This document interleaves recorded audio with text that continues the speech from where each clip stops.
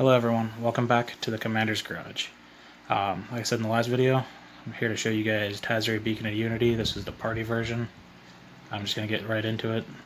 Tazri is a 4/6 legendary creature, human warrior, that cast for 4 and a white. It's reduced by one colorless cost for each creature in your party. Party are cleric, rogue, warrior, and wizard. You can have one in a party, so it'll be reduced by one, or you can have all 4 of them in the party and cast it out for 1 white. Her ability is for either 2 and a blue, 2 and a black, 2 or blue, 2 or black, 2 or red, 2 or green. Look at the top 6, reveal either a cleric, rogue, warrior, wizard, or ally from among them. Or reveal up to 2, sorry. You add those to your hand and put the rest on the bottom of the library in any order. So, now that she's out of the way, let's get on with the party members. First up, we have clerics.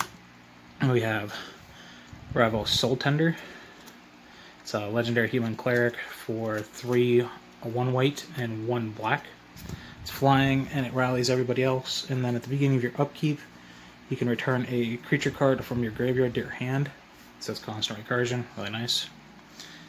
Then next we have Doomed Necromancer. For 2 and a black, you get a human cleric mercenary with black, tap, sacrifice it, return target creature card from your graveyard to the battlefield. It's a 2/2. After that we have Demon's Disciple, 2 and a black, human cleric, 3/1. When it enters the battlefield, it's a forced sacrifice for everybody, either a creature or a planeswalker. We have Angel Heart Protector for 2 and a white for human cleric, 2/3, or 3/2, sorry.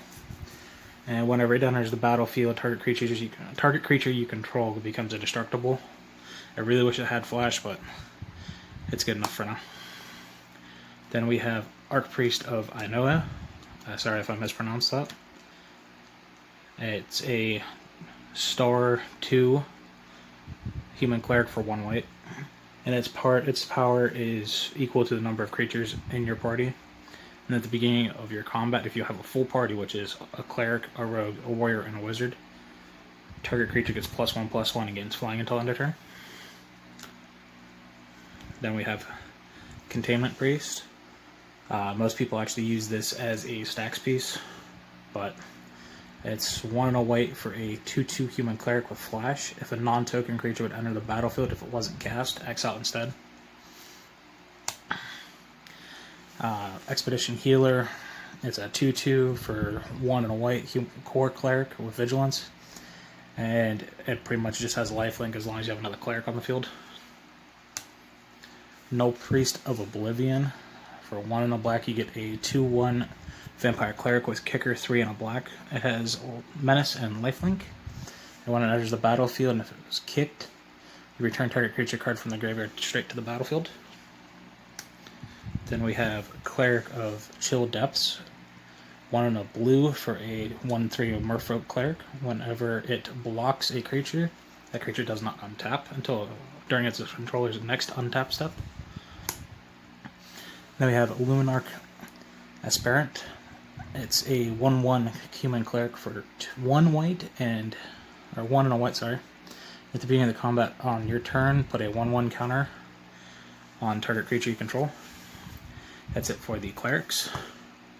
Up next will be the rogues, and we have everybody's favorite, Opposition Agent. For those of you who don't know what Opposition Agent is, for 2 and a black you get a 3/2 human rogue with flash. And what you do is you control opponents while they're searching their libraries, and when an opponent is searching their library, they X out each card they find. You may play those cards for as long as they remain exiled, and you may spend mana of any color to cast them. So somebody tutors up and you flash him out, you take whatever card you want out of their deck and can cast it.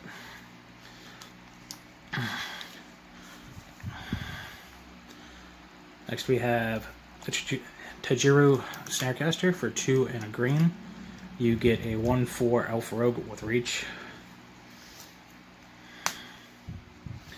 Then we have Relic Robber. For 2 and a red, we get a 2/2 hasty goblin rogue. And whenever it deals damage to a player, that player creates a 0/1 colorless goblin construct creature token. with this creature can't block, and at the beginning of your upkeep, it deals 1 damage to you. Next, we have Glasspool Mimic. For 2 and a blue, you get a 0/0 Shapeshifter Rogue. You may have Glasspool Mimic enter the battlefield as a copy of a creature you control, except it's a Shapeshifter Rogue in addition. So you could copy a Cleric, and then you could have a Shapeshifter Rogue Cleric, so you could fill in another slot in your party. On the back side of it, it is just the base Glasspool Shore, and as the battlefield tapped, and you tap it to add blue. I hardly ever use it, but it's always nice to know that I have an extra land in my opening hand if I open with it.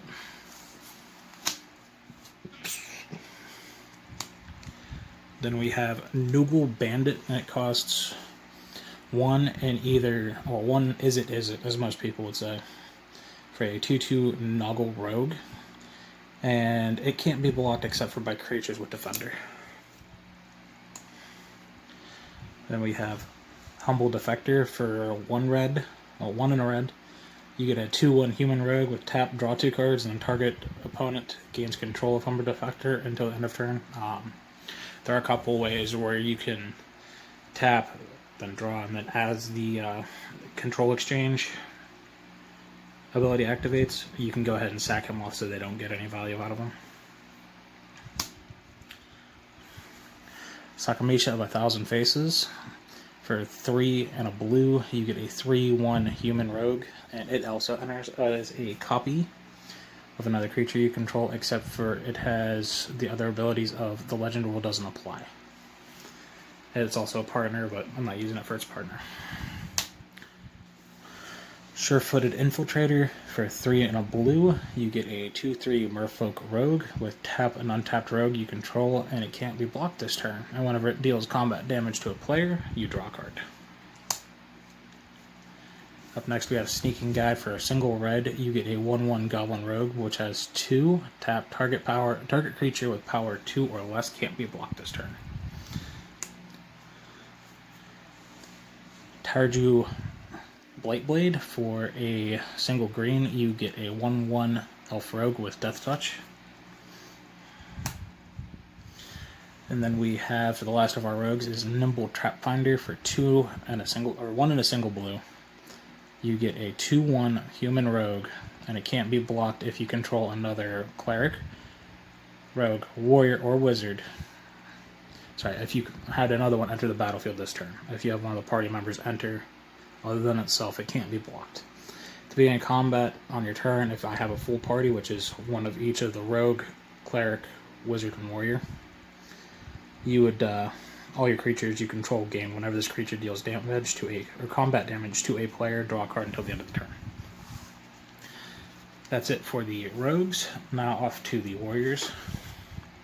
I'm playing Flame Marsh Rider. For 4 and a red, you get a 3/3 human warrior with dash for 2 and 2 red, which you cast it, it gains haste and is bounced back to your hand at the end of the turn. Whenever it attacks, you put a token on the battlefield tapped and Whenever it attacks, put a token on the battlefield tapped and attacking. It's a copy of another target attacking creature. Exile the token at the end of combat. So he just gives you an extra body of something that's already swinging other than himself. Then we have Combat Celebrate. For 2 and a red, we get a 4/1 human warrior. If he hasn't been exerted this turn, you can exert it, and as it attacks, when you do, you untap all other creatures you control after this phase. There's an additional combat phase. Exerting just means keeping them tapped down for your next turn. There are ways around it, it just doesn't untap on your untap step. Then we have Expedition Champion. For 2 and a red, you get a 2/3 human warrior, and he gets +2/+0 as long as you control another warrior. And we have Alacia, who smiles at death. 2 and a red for a legendary human warrior, 2/3 with first strike. Whenever she attacks, you can pay, I think that's Orzhov, but it's white or black, and white or black. And if you do, return target creature card from your graveyard with 2 or less tapped and attacking. Then we have Paired Tactician, which is for 2 and a white, you get a 3/2 human warrior. Whenever it and at least one other warrior attack, put a 1/1 counter on it. We have Kerrigan War Leader for 1 red white human warrior 3/3. Other warriors get a +1/+1 bonus. Up next we have Erishin Foremost. For a white and 1 and 2 white, you get a 2/2 double striking human warrior. Whenever it enters the battlefield or attacks another target warrior creature you control, gains a double strike until end of turn. We have Graveblade Marauder for 2 and a black for a 1/4 death touch, and whenever it deals combat damage to a player, that player loses life equal to the number of creature cards in my graveyard. Comes in real handy late game. Then we have Goma Foda Vanguard for 1 white or 1 and a red. It's a 2/2 human warrior, and whenever it attacks, target creature opponent controls with power less than or equal to the number of warriors you control can't block. And we have Squad Commander for 3 and a white. When it enters the battlefield, you create a 1/1 white core warrior creature token for each creature you have in your party. At the beginning of combat on your turn, if you have a full party creatures you control, get +1/+0 and gain indestructible until end of turn. We have Ogre Battle Driver for 2 and 2 red for a 3/3 Ogre Warrior. Whenever another creature enters the battlefield under your control, that creature gets +2/+0 and gains haste until end of turn. Then we have Frontier Warmonger for 3 and a red. You get a 4/4 with whenever one or more creatures attacks one of your opponents and or planeswalkers they control, they all gain menace until the end of the turn. Then we have Raise the Redeemed, which costs a single Selesnya for a 1/1 Elf Warrior, and then you can play 2 and a Selesnya, tap it to put a 1/1 green and white Elf Warrior creature token on the battlefield, or you can pay a 4 Selesnya, tap, and then for each creature token you control, put a token in play that's a copy of that creature. And the last warrior we have is Karagon Intimidator for 1 and a red. You get a 3/1 that states cowards can't block warriors. And then for his activated ability, you have 1, and then choose one that hasn't been chosen this turn. His first mode is he gives himself a +1/+1 bonus until the end of the turn. The second one is target creature becomes a coward until end of turn. And the final one is target warrior gains trample until end of the turn. That's it for the warriors. Now we're on to our wizards. We have Direfleet Ravager for 3 black, Menace Death Touching 4/4. When it enters the battlefield, each player loses a third of their life rounded up. Then we have a Linvala, Shield of Seagate, for 1, a white, and a blue, for a 3/3 Angel Wizard with flying. At the beginning of combat on your turn, if you have a full party, choose target non-land permanent your opponent controls. Until your next turn, it can't attack, block, and its activated abilities cannot be activated. Then you can also sacrifice her and choose Hexproof or Indestructible, and creatures you control gain that ability until end of turn. And then we have Cunning Geyser Mage for 2 and a blue. You get a 2/3 with a kicker cost of 2 and a blue. If it enters the battlefield and was kicked, return up to 1 other target creature to its owner's hand. Bounces a lot of troublemakers out. Then we have Taunting Arbor Mage for 2 and a green. For a 2/3 Elf Wizard, also has a kicker of 3. When it enters the battlefield, if it was kicked, all creatures able to block target creature this turn do so. Then we have Draenith Magistrate for 1 and a white human wizard. 1/3. Your opponent can't cast spells from anywhere other than their hand. It locks people out of the commanders, escape cards, etc. Then we have Master of Winds, which is a 1/4 Sphinx Wizard for 2 and 2 blue, flying. And enters the battlefield, you draw 2 cards and then discard 1. And then you may cast an instant, or whenever you cast an instant, sorcery, or wizard spell, you may have its base power and toughness become 4/4/1 or 1/4 until the end of turn. Pretty much you can sit there and flip flop his stats. We have everybody's favorite sack outlet, Viscera Seer. For a single black, you get a 1/1 vampire wizard with sacrifice a creature and scry one. After that, we have Omen Speaker for 1 and a blue. You get a 1/3 human wizard. When it enters the battlefield, you scry 2. And the last of our wizards is Meddling Mage for a single white and a single blue. You get a 2/2 human wizard. When it enters the battlefield, choose a non-land card name. Spells of the chosen name can't be cast. And that was it for the wizards. And now we're going to go to our, what I call the everybody else category. It allows you to, oh, you'll see. Up first, we have Samakashi's Protege for 4 and 2 blue. You get a Shapeshifter with Flash and Cascade. When it enters the battlefield, well, you may have it enter the battlefield as a copy of any permanent that entered the battlefield this turn. Now, the Cascade effect does go off before she enters because of Cascade is on cast. Then she would enter. So you can make her into a cleric, warrior, wizard, rogue, whatever. Then we actually have a couple of changelings. Imposter of the 6th Pride for 1 and a white. It's just a 3/1 changeling. Then we have Changeling Outcast. For single black, you get a 1/1 changeling that can't block or be blocked. Then we have a regular cohort for 2 and 2 white. When it enters the battlefield, you get another 2/2 colorless shapeshifter creature token with changeling. It's also 2/2. Mistform Ultimatus, the original changeling. For 3 and a blue, you get a 3/3 Illusion Legend. That's every creature type when it enters the battlefield, and it may attack as though it weren't a wall. Then we have Universal Automaton. For a single white, it's just a 1/1, or a single colorless, it's just a 1/1 changeling. Then these might as well be changelings in this deck. You have Stonework Pack Beast for 2. It's also a cleric, rogue, warrior, or wizard. And then you can pay 2 colorless mana into it, and then add 1 mana of any color. It's a 2/1 beast.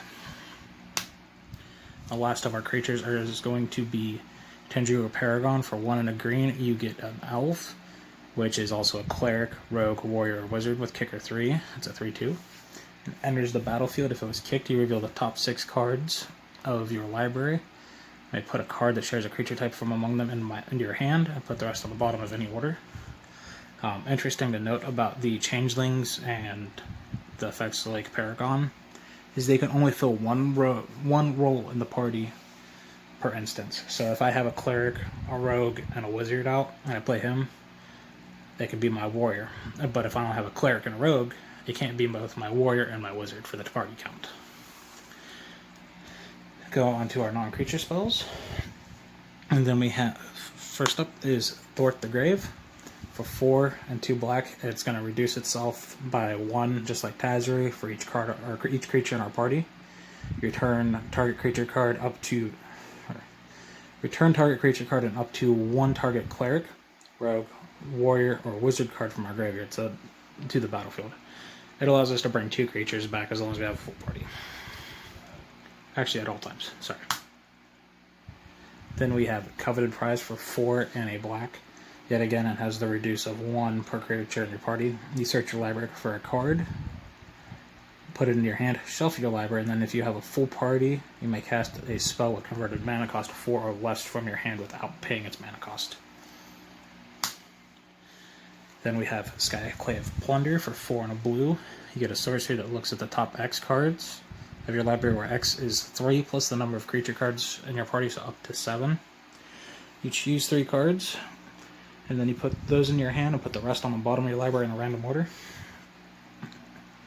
Then we have the staple of Cultivate. Your typical for 2 and a green, search for 2 basics, put 1 on the battlefield tap and the other into your hand, shuffle.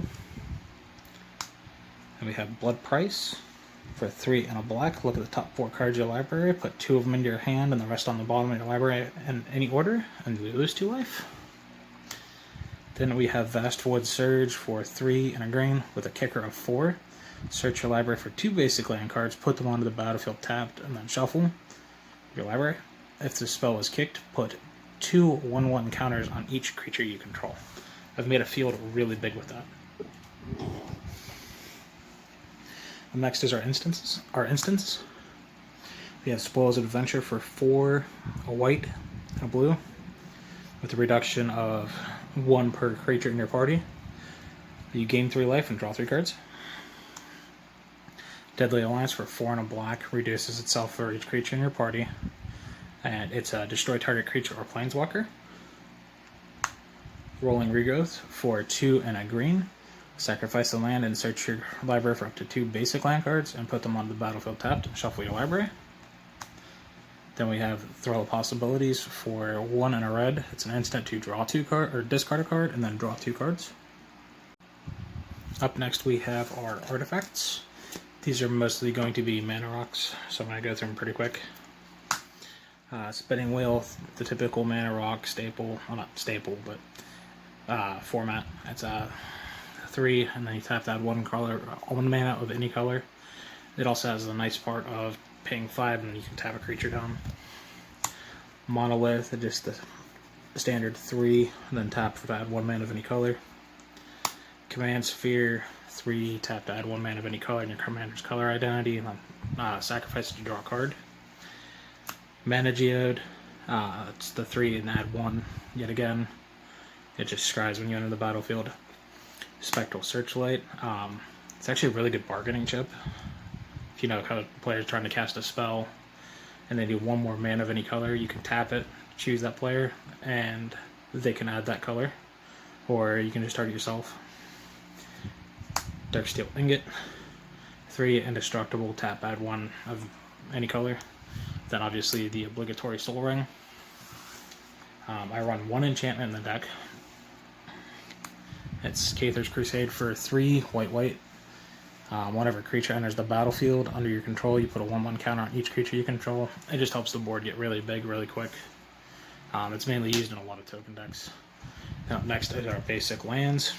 We have Command Tower, Transguild Promenade, Gateway Plaza, Rupture Spire, Path of Ancestry, and Base Camp. These can all add 1 mana of any color.